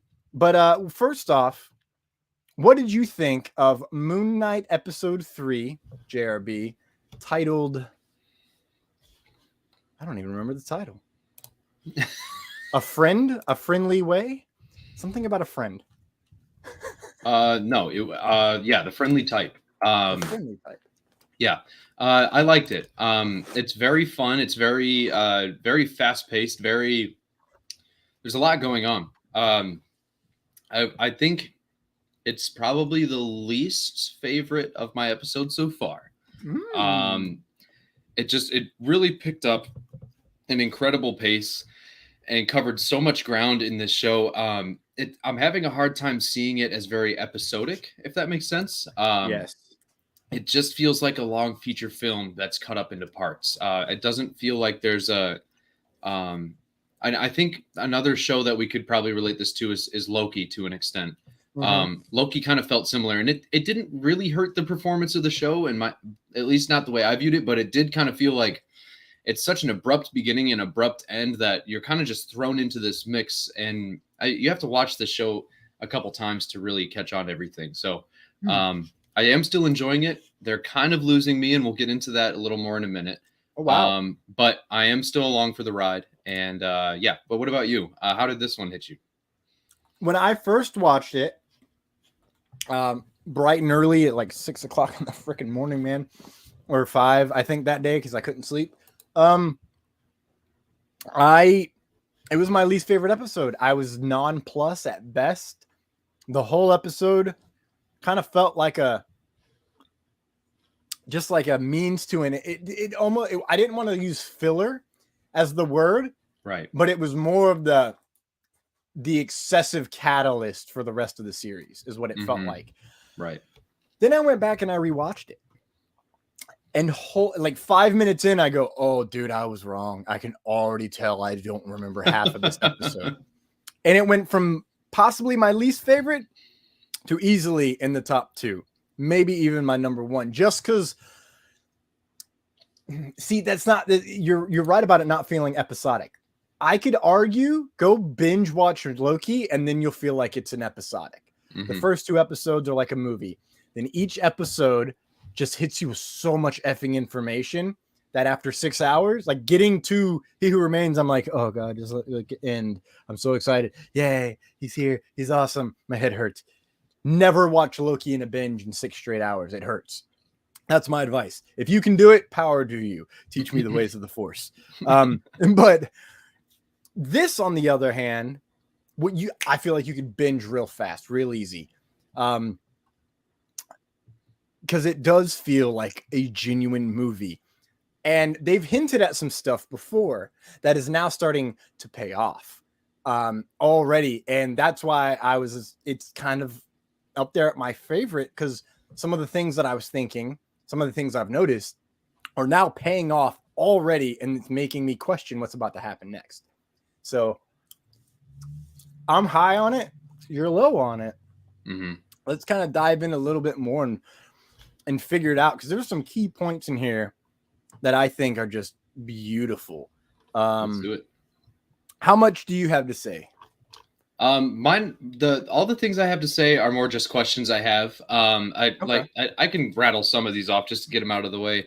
Layla is such an interesting character, and she keeps getting more interesting as we go along. Who is she? Like, what is she doing? Where did she come from? Why is Mark affiliated with her? I mean, obviously they fell in love and they got married, but I want to know more about how they met, the adventures they went on together, how she relates to this story, and why she isn't welcome in her home country. There's so much to unpack there still, and they're just now starting to tease it in episode 3, which, by the way, if you're not keeping track, there's only 6 episodes, so we're halfway through this already. But yeah, Layla is so interesting. Khonshu, I finally figured out what he reminds me of, and it's a Transformer. To me, he just feels like Optimus Prime walking around with the voiceover. I don't know what it is. Khonshu is not hitting me the same way he is for everyone else. I'm not really that big of a fan, and I think that's mainly because I just don't understand it yet. We're getting thrown into this world of Egyptian gods and mythos and everything, and we still don't really have an explanation as to like why they're not here anymore, or they're just observing, and like where they actually are. They did tease the Overvoid, which is an alternate dimension, and that's where they're residing, but we still have no indication as to like why they were here at any point, why they're important, how there's still so much unanswered, and now we're thrown into this mess and meeting all these Egyptian gods all at once, and we're like, what's going on? But yeah, and then I gotta say, I hate being this guy, but like they're going pretty heavy on the CGI for being a TV show, and it's kind of showing. So like that's my only other gripe with it, is that like specifically Moon Knight's cape, and then also like the scene in the sky, like the CGI like didn't really look that good to me. But that's just my own like complaints. And then there's one scene, I'll wait until we get to it, but there's one scene in this episode and it's that scene that really knocked it down for me. So we'll get to it, but let's go ahead and go through this episode, Thomas. I see you have quite a bit here laid out that you want to go through. So lead the way, my friend. Accidentally, yeah. So, it starts off, the thing that I really enjoy is the beginning for Mark Spector. We get a little bit of background on Layla. She recaps the last episode, all the stuff that she found, gets a fake ID, fake passport, goes back home, not everyone's going to be happy. Then we open on finding the location of Amit's tomb, start digging, finally get to our main character. He's running on a roof, and he goes into a fight scene. We got some great comedy. Are we dancing? Are we fighting? What are we doing here? Excuse me. Spectre is brutal in this fight against everyone but the kid, and then he gives Cairo. Then in this sequence, I feel it gives Cairo a realistic feel on screen for the first time that I can actually remember, as opposed to like a mythical place that everybody wears, like, oh god, not togas. I'm calling them because I don't know the actual proper name, but you know, they wear regular people clothes, and I forgot that they're in Cairo until they keep mentioning, because I'm like, oh yeah, like this is not how it's portrayed. So shame on you, Hollywood. But in this fight sequence, of course, the kid, he's wearing a Rama Tut outline on his jacket, and I kind of want you to dive into that, to what you know, because you got your finger on the pulse of the news of like how things have broken out, and there's some confirmation out there. It's weird, yeah. So they did follow up on this little Kang the Conqueror Easter egg, and I'm gonna pull it up on the screen here so we can show you. Here, give me 1 second to get that pulled up. But yeah, the kid in the fight sequences that overtook the majority of Moon Knight's action in this episode had a tease to Kang the Conqueror on his jacket, which is pretty huge, considering he's already a confirmed character in the MCU now. It's not just like a Easter egg like we would have seen in Phase 1, where they're, you know, we see Cap Shield and he shows up later. Like, no, we've met Kang. He's already around. So getting a tease of him now in the MCU is, this guy exists somewhere in the MCU, and now we need to figure out how it relates. So yeah, let me get this pulled up here. There we go. So there we go. Yeah, on the back of his jacket right here, you can see this symbol. It is the headpiece of Rama Tut right here, who actually, it's crazy because Ronan the Accuser actually really looks like him. But yeah, this is the Pharaoh Rama Tut, who was Kang the Conqueror in ancient Egypt. So this is essentially confirming that there's at least some sort of mythos in the MCU of Pharaoh Rama Tut, which is Kang the Conqueror. That's ginormous, and is a direct confirmation of Moon Knight having these larger MCU connections, which has been pretty scarce. Everyone was very, it was all perked ears when we heard that Madripoor name drop in this episode, but this was a much sneakier one that they put in here that has way bigger implications. So Egypt might end up being a huge focal point of the MCU going forward, because not only is Moon Knight being rooted in this country, but they're also bringing further attention to Kang the Conqueror, which is going to demand a lot of attention going forward. Yeah, so this was huge. And I love the fact that Rama Tut here is not a god. He's a pharaoh as well. Yes. I believe there's another reality, or maybe I'm just spitballing and misremembering, but where Rama Tut is a god. Like Kang in Egypt is viewed as a god and is worshipped as a god. So he ends up gaining excessive power, but it only lasts until the people leave, essentially. So the New Rockstars had theorized that when Ethan Hawke's Arthur Harrow reminisced on the goddess Amit's first avatar that betrayed her, that maybe that avatar was Kang. Whoa! Because he's already talked about how Amit had another avatar that kind of led her down this path. Okay. And now we see this confirmation, and the team did confirm with New Rockstars that it was an intentional inclusion, that they are trying to draw attention to this. That staff that he's holding here in this picture, I know it's not included in the jacket, but that staff does sort of looks similar, draws some sort of resemblance to Arthur Harrow's cane that pulls power from Amit as well. So if this was his tool that he used to wield the power of Amit, that theory would line up super well and may end up connecting Moon Knight to the greater narrative that is Kang the Conqueror moving forward. So I love that. I don't know if we're even going to dive into the shit that I have typed out, because if that's where they go, then they were talking about how episode 4 ends on this huge big thing. Like, oh, now it's tied into the greater MCU. Dude, what if it's Kang? What if it's been Kang this whole time? Mm-hmm.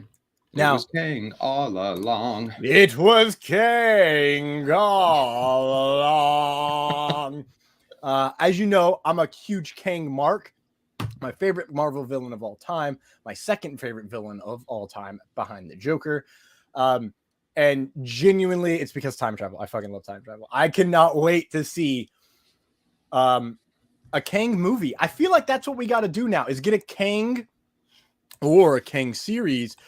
And each episode is him in a different time, him doing stuff over time and building his collective. Because similar to Vandal Savage in DC, because of time travel, he can go to a lot of different places and build legacies. He could build a legacy for 100 years. And then he leaves, goes builds another legacy for another 100 years, leaves, etc. There's a lot of things that he could do, right? Over centuries, hopping in and out of the time stream. There's also a lot of things that could be done if we do a Kang series and it's every Kang in the multiverse. But like you're going and learning about a specific one. Yeah, I'm super stoked that they're finally throwing in Ramatut. I was hoping they would. I wasn't getting my hopes up, but now my hopes are all the way up that we see Ramatut in this fucking series.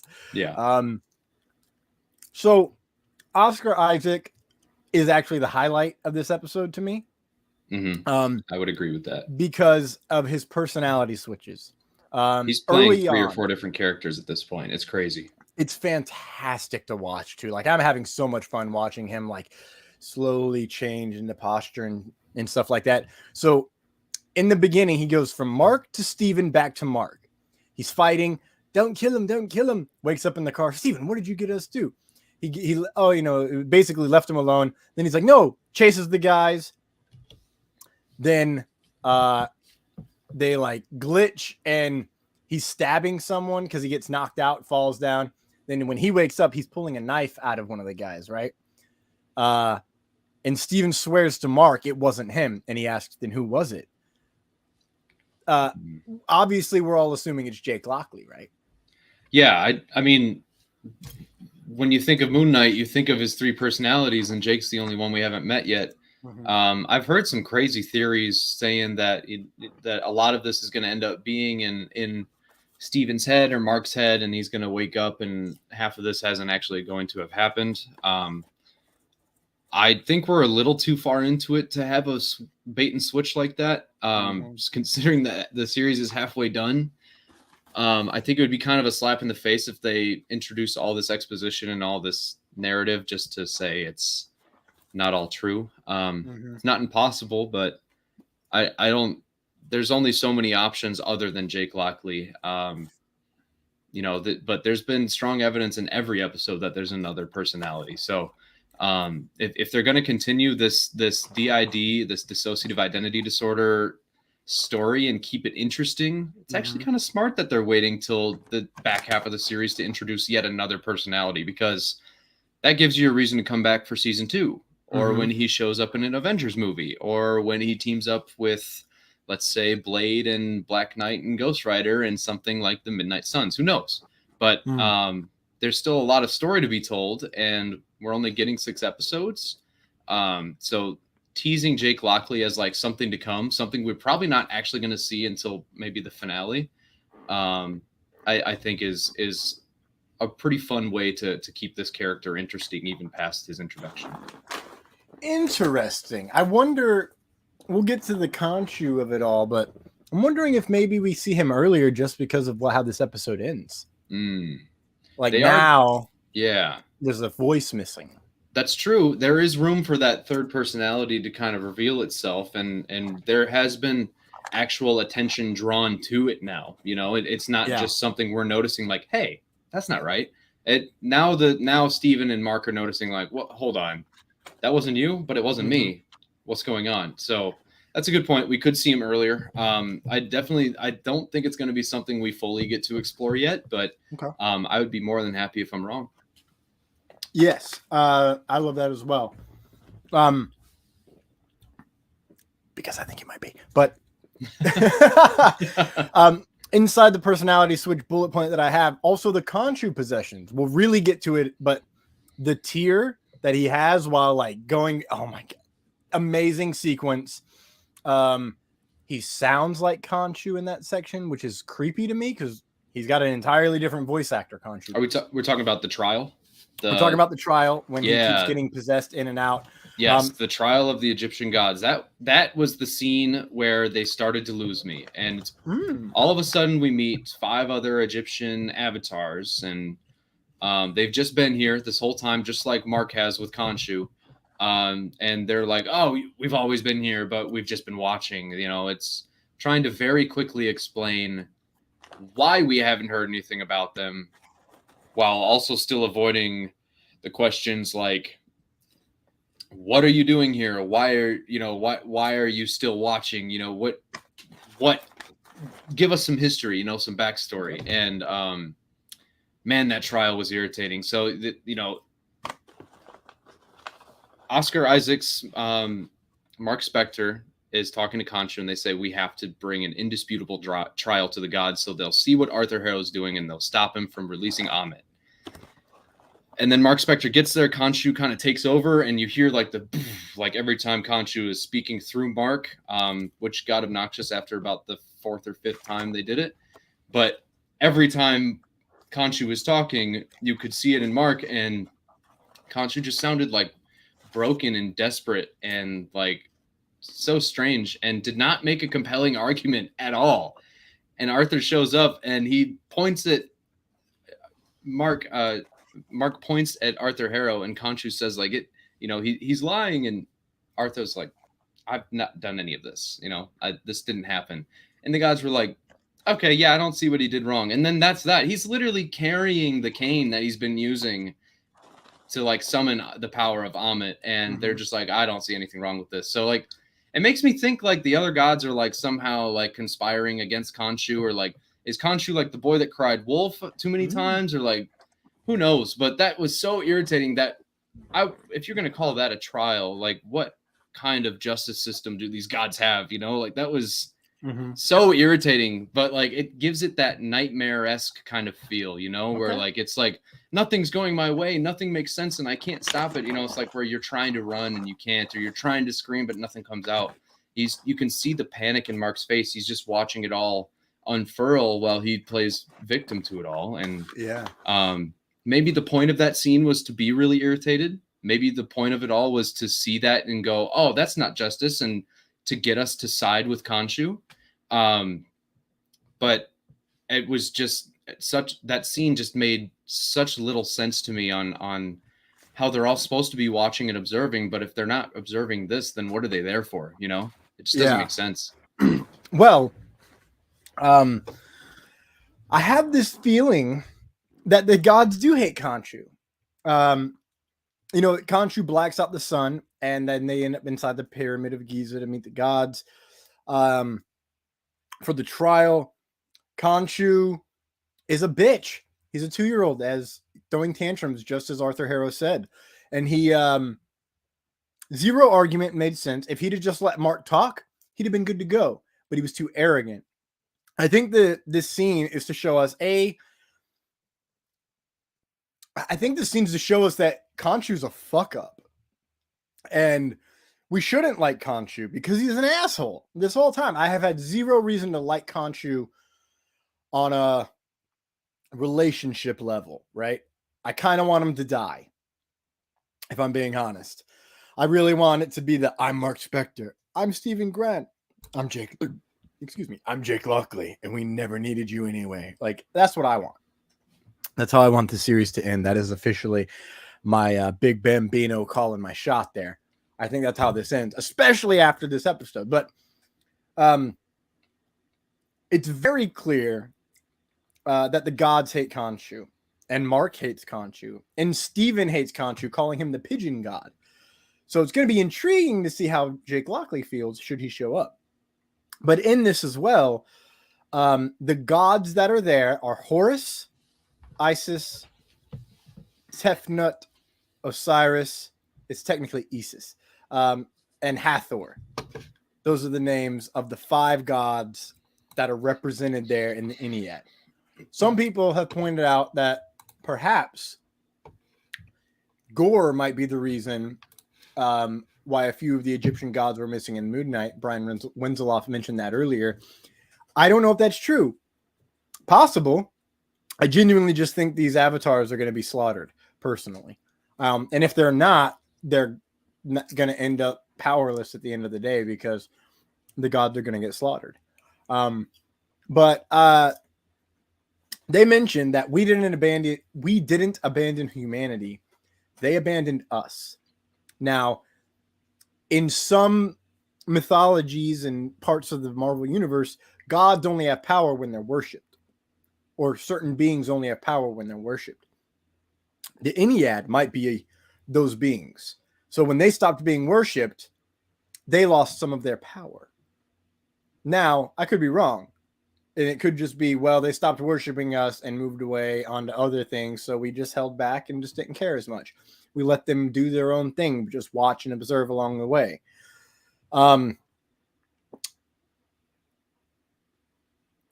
I think the reason that there are some gods missing out of the Ennead, the 7 that dropped, it's 5. I think it's like that because Khonshu's been kicked out for a long time. Mm-hmm. Amit has been kicked out for a long time. I think they're the 2 disgraced gods, if you will. Right. And I love the idea that Kang was Amit's first avatar. That would be really cool because it would provide such a natural connection between those 2 stories. Mm-hmm. And it would set up such a great potential payoff when we get to meet that version of Kang someday. Ooh. It would keep Moon Knight relevant to that greater story like we were talking about, you know? Mm-hmm. Yeah, who knows, man? I mean, we just saw that Khonshu can somewhat turn back time to see certain stuff. I wonder if other gods can do that too. That's ooh, yeah. I wonder if he can only do night stuff like that because he's the moon god, right? Mm-hmm. But I like the idea that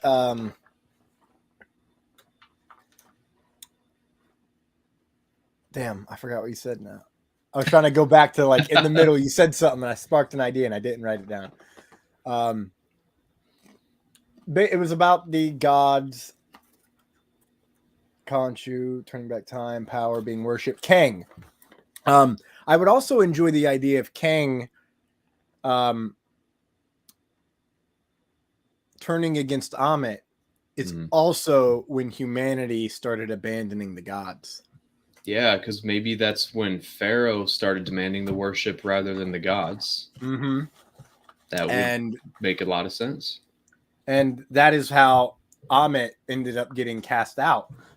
She is the reason the gods no longer have control and power because her avatar turned against them. That explained why she's not around anymore. That makes perfect sense. Now, we end up in this section going to the art shop to get a sarcophagus. The sarcophagus has the star map from the day Amit was imprisoned. Harold drops all the truths about Layla and Mark at this place. Mark sees himself as unworthy of love. And the truth about Layla's past, which she reveals no one knew. Moon Knight gets violent. Layla kills Beck with her neck piece, which was probably the most badass moment of the entire episode to me. And then Moon Knight's suit holds bullets in the cape to be tossed back. That gets us to the climax, which is Khonshu changing the sky with Steven to triangulate Amit's tomb. In this sequence of those 2 scenes I just mentioned, leading up to that, Mark being with Layla for the first time on screen as humans and talking about their past was amazing. Great character development for both. Made me really endeared to both of them. And I'm starting to think Stephen Grant came first. He's like, oh, yeah, this is my mom's flat. Oh, you're talking again? Yeah.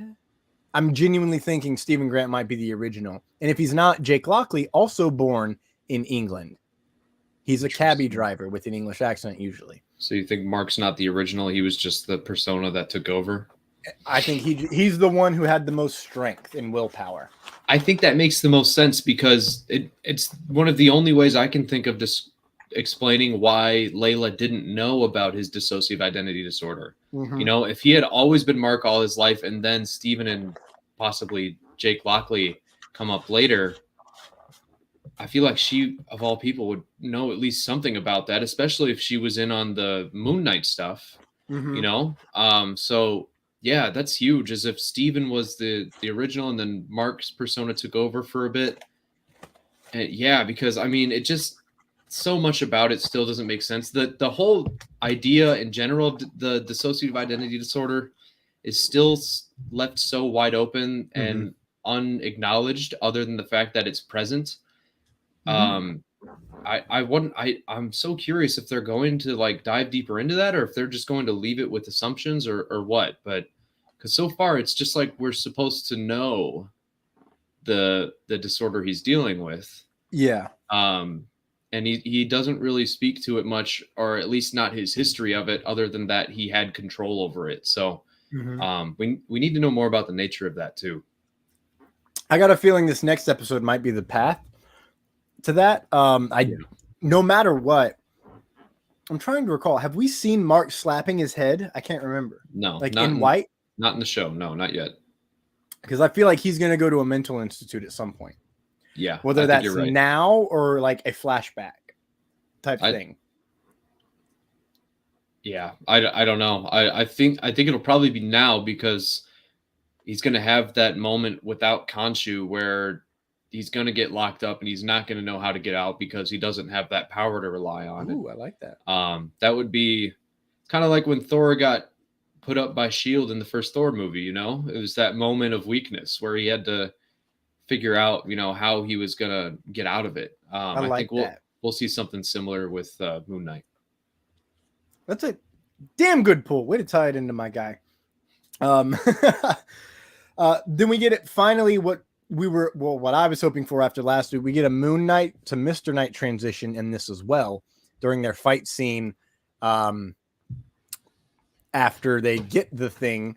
But I enjoyed how Steven was trying to help Mark answer the thing, do the clue, if you will, of the star map. And then, of course, when it comes to Oscar Isaac's performance before, they find the thing, and they change the sky around, Mark transitions into Steven in the desert, and it's backlit, and he's like not wanting to do it, and he's so unwell about having to do it that he breaks a mirror, walks away, has to be away, and then he's like, all right, take control. And you just watch his posture slump, his shoulders slump down, he gets shorter, and all of a sudden he's all right then, and he just drops down, puts it all together, an amazing sequence. And then it's I believe Khonshu says, I call the gods, you call the worm. I think that's another little dig that dickhead Khonshu has. God, I hope he dies. But spoiler alert, he's encased in stone at the end of the episode. JRB, I know you want to complain about Arthur Harrow. You're muted, my guy. Thank you. It's not so much Arthur Harrow as it is just what he's doing or why. Like, I feel like he's getting away with so much, and like even the other gods are like seeing him and talking to him and like showing him like, oh yeah, look, we just put Khonshu and Stone over there. You want to see? Like, why? What is his connection to those avatars that's still allowing him that sort of like access, you know? Because if he's not Khonshu's avatar anymore, he doesn't have any business being there on Khonshu's behalf. And if they don't believe he's there on Amit's behalf, then they really have no business talking to him. So that whole dynamic of how Arthur's just kind of waltzing around, just unassumedly kind of, I don't know. It really rubs me the wrong way how like the rest of the gods are so casual with him, but like we're so quick with Mark, like, yo, no, get that out of here. We don't want any of that. but then Arthur, they're like even inviting back after he had already left, so he could see Khonshu imprisoned in stone. So, yeah, I'm it's not that I'm not a fan of it. It's just that I'm not following. I don't get. They've dropped us in the middle of a story that we don't have enough details on yet. So once we have those details, I think I'll be able to appreciate it more then. Now you're muted, buddy. You're still muted. There we go. There let me live show, nice. Baby. Let me tie in some loose threads here that I noticed while watching multiple times, because I've seen it multiple times now. Hit me with it. Arthur Harrow was the former avatar of Khonshu, so he probably has met these people at some point in time, is something we can assume. Yeah. He also has stopped working with Khonshu, whether or not that was by choice or because the gods forced him apart is a whole different question. How they came to be separated is something we should really be focusing on with the Arthur Harrow of it all. But the episode is called The Friendly Type, and I'll be honest, the entire time, this whole series, outside of a couple scenes, Arthur Harrow gets where he is by being friendly. And, you know, he's cordial with them, and knowing that the gods hate Khonshu, he just kind of gives them exactly what they want.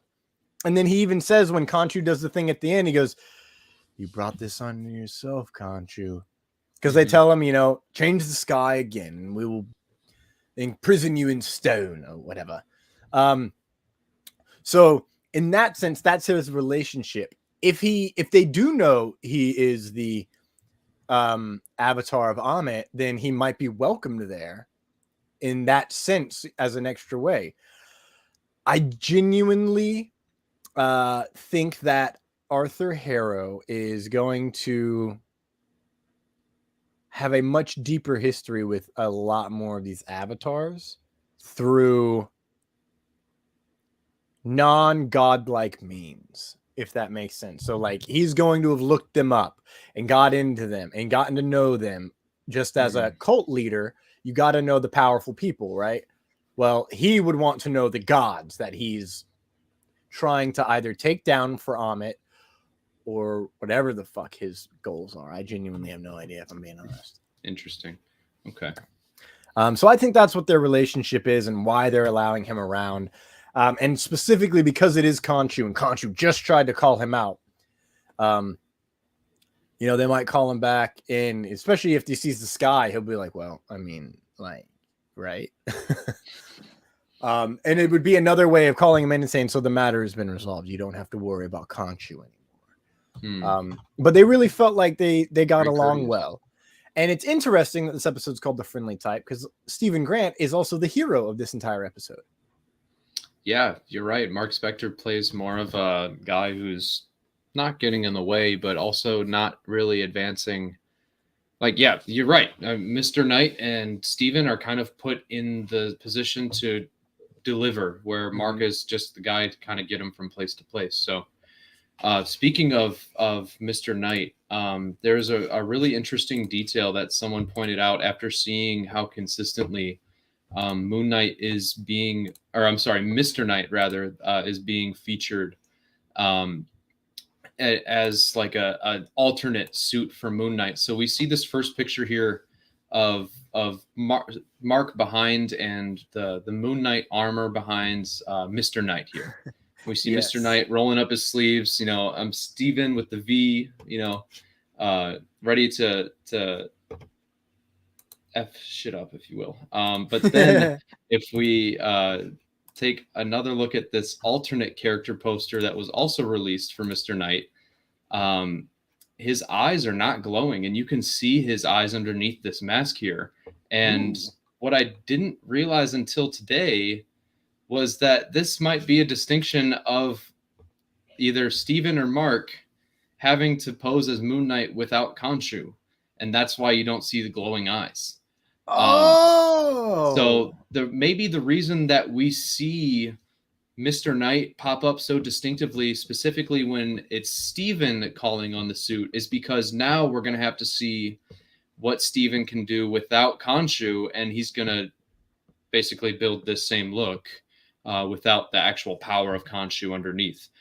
So I thought that was a cool detail worth pointing out, that, you know, they might have been teasing us all along that we're going to have to see Steven, a mixture of Steven and Mark, because you see the look in his eye. That looks much more like Mark than Steven. But you're going to have to see these personas kind of work together to figure out what to do next.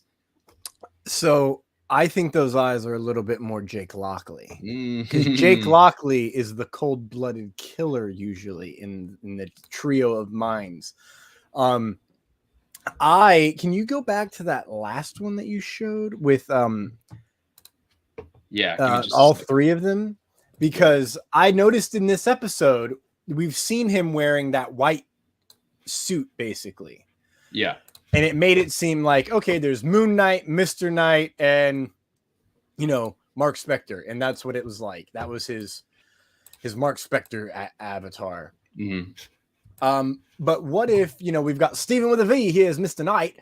And of course we have Moon Knight. But this one in the back, face is shaded. If I'm not mistaken, we got him more close up. Like they would switch around who was in the forefront and who was in the background, right? Yeah. And he's wearing that white suit that he was wearing in this last one because, you know, his jacket got shot and stabbed. Mm-hmm. I'm wondering if he gets locked up, Jake Lockley is the one who gets them out because he has no morals. He's willing to do whatever is necessary to get out, which means break the law, break a lock, connive, lie, etc., etc. And he's wearing this suit, and that's his Moon Knight suit until Khonshu comes back and he just gets the classic white, which a lot of folks on the Twitter sphere seem to think may happen. I would very much like that because I'm more of a fan of like the practical, tactical Moon Knight, you know, like the main reason I really like the new Batman is because it was rooted in realism. The suit it felt bulky, it felt real, it felt like that it was purposed for, you know, or it was purposed like intentionally the way that he wore it and utilized it throughout the film. I want to see Moon Knight do that same thing, specifically with the teases to like the gadgets he'll have with the moon. I'll just call them, they're batarangs, you know, moon-shaped batarangs. But yeah, all of Moon Knight's weaponry we haven't even really looked at yet, so that would be a cool way of kind of introducing that.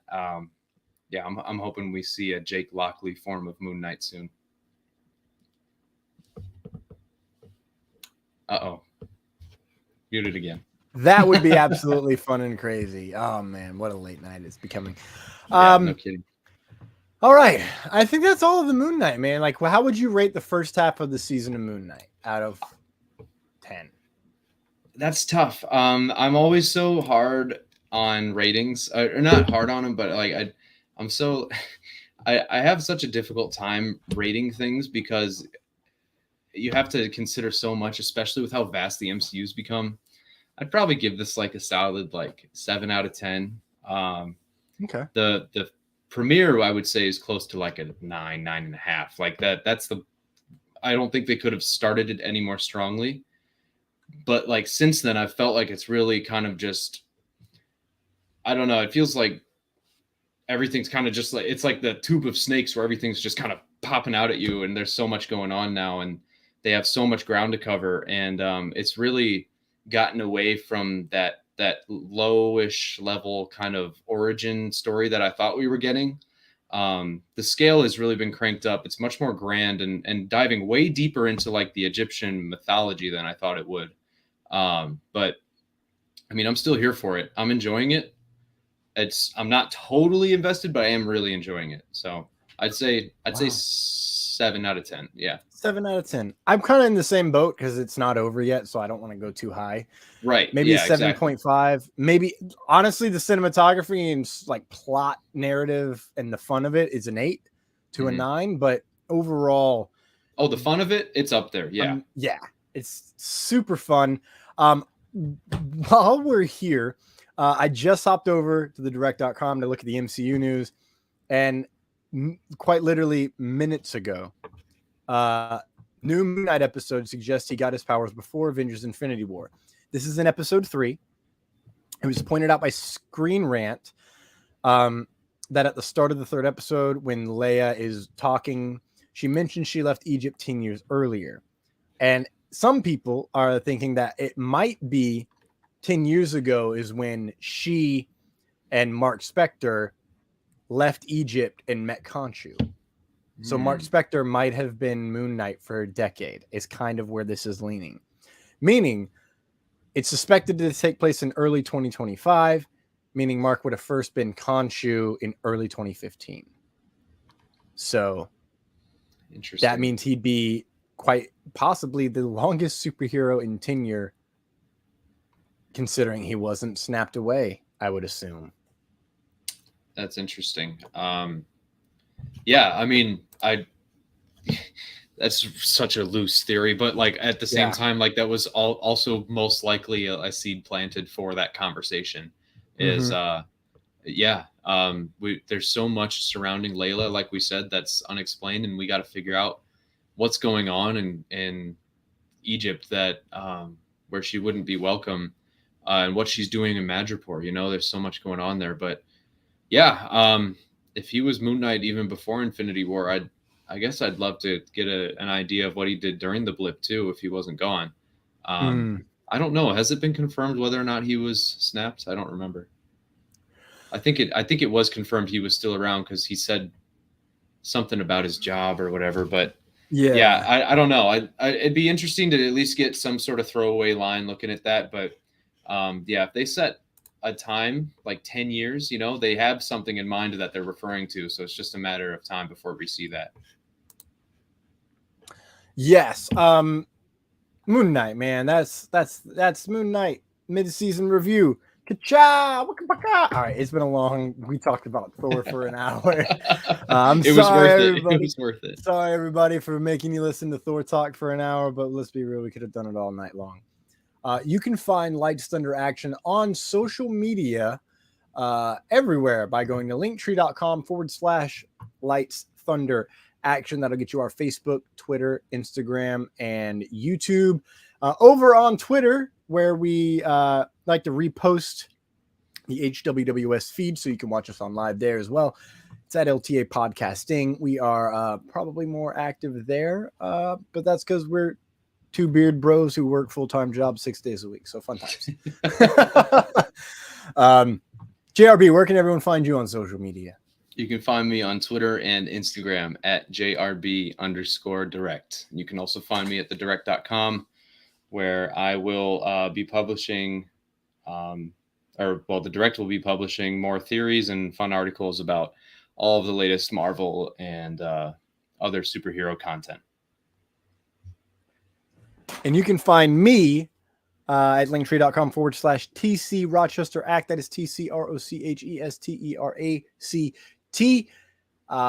And on Twitter, that's TCRochesterACT. I'm active on Twitter. I sometimes say funny stuff. I sometimes say insightful stuff. More often than not, I yell jokes into the universe. The black hole that is fought by, I already forgot his name again. Damn it. The Behemoth, killed by Gore.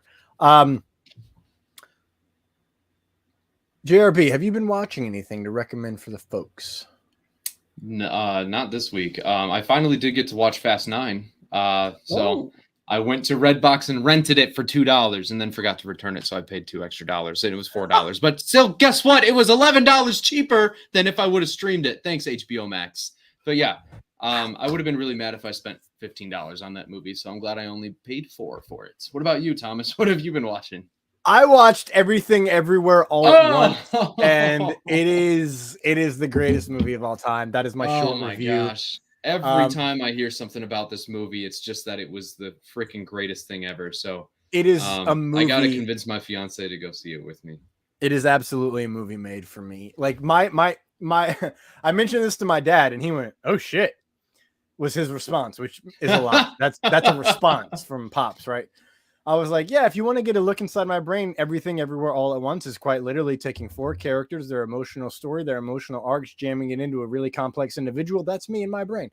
And he goes, that's where he goes, oh shit. And I'm like, yeah, like it travels on a lot of different levels of dimension that I'm like, oh yeah, there's a couple lines. And I quoted the line and I'm like, I've been thinking about that specific idea since I was 7.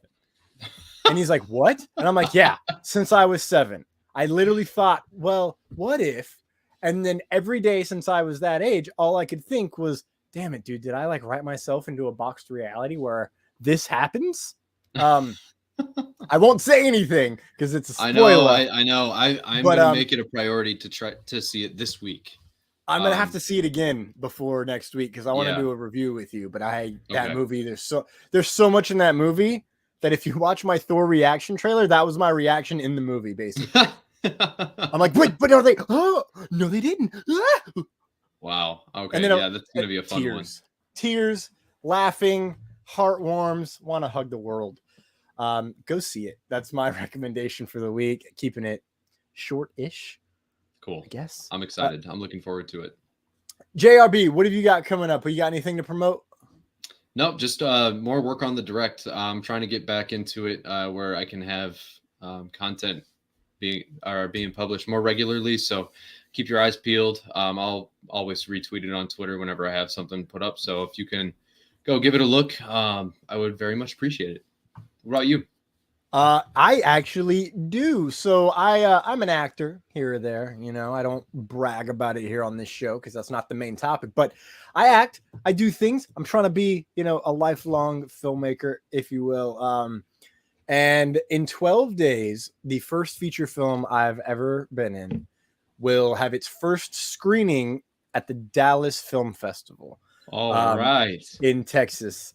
It is called Corsicana. You can buy tickets right now on. Oh no, I lost the ticket site. I had it in the notes and it got deleted earlier today. No, I will have to post it. It's all on my social. We'll post it on the LightsThunderAction as well if you want to buy tickets. It's a Western. It's set in Corsicana, Texas. If you live in the Dallas area, you can buy tickets, of course. It won't be premiering yet. So go check that out if you live in the Dallas area. I know we've got some friends over there, some family in that area. Very excited for that. Zombies the movie, as we mentioned earlier in our ad break, is coming as well. They're in the CGI portion. They're all in not After Effects, excuse me. They're getting all the visual effects done. And then boom, it'll be out in the world, and I'll be on to trying to be in the next 5 to 25, feature films of the future career of mine. Nice. But ladies, gentlemen, and beautiful non-binary individuals, we've reached the end of the show. As always, there could be no show without the Iron Man variant to my left. World famous journalist, billionaire, playboy, philanthropist, John Ross Bradford, JRB, bringing in a much-needed eloquence and wit to my ramblings. And thank you to Terry McIver and David Thompson for their work behind the scenes. Thank you to the HWWS WebTV family for supporting us, carrying us on the network, and getting us panels at shows. Most importantly, thank you to our fans that join us weekly, whether you're watching on Facebook, Twitter, Twitch, YouTube, or listening via Apple Podcasts, Good Pods, or Spotify. We appreciate you spending your time with us. Yes, we do. Yes, we do. Be sure to like, follow, and subscribe. Drop us a comment, leave a review, give us 5 stars if you feel we are worthy. Worthy. We all know Jane Foster's worthy. As always, I'm TCR. And I am JRB. Thank you for joining episode 82 of LTA. We'll see you next time, kids. Flourish! Ah!